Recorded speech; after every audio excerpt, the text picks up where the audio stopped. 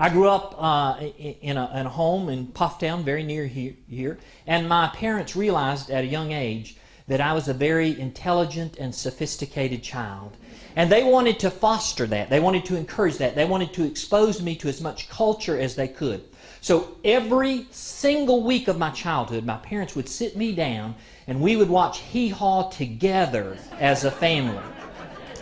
And so I learned very important things. And one of my favorites was Archie Campbell. Anybody remember who Archie Campbell is? Yes, I see that hand.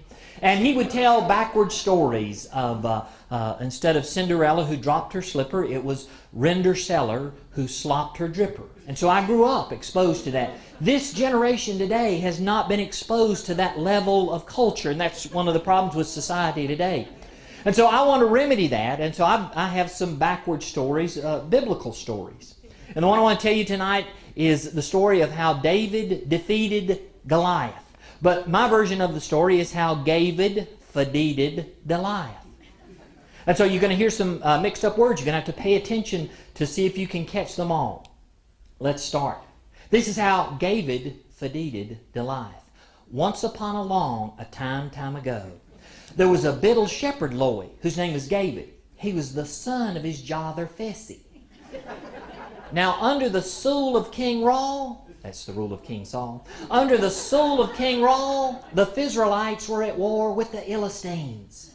And the Philistines had a weakret seppin. And their weakret seppin was a gig old bite whose name was Goliath.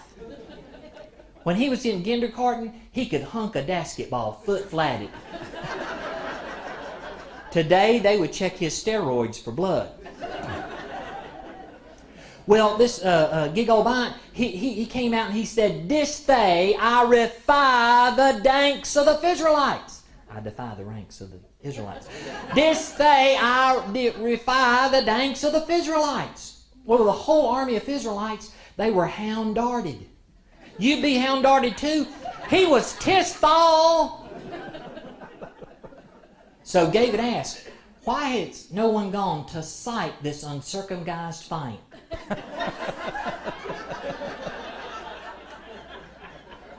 He went to take his hungry others some ood to feed.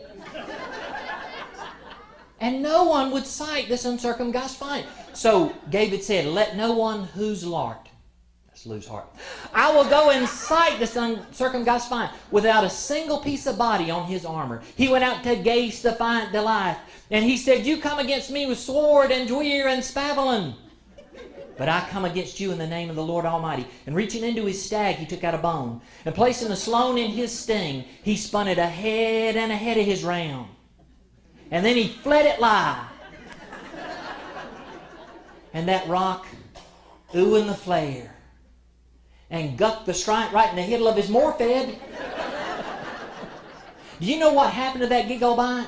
Do you know what happened to that gig old bite? Dale overfed. Dale overfed as Ned as a Doordale. A lot of people think the moral of the story is, the rigger they bar, the farther they haul. But it's not.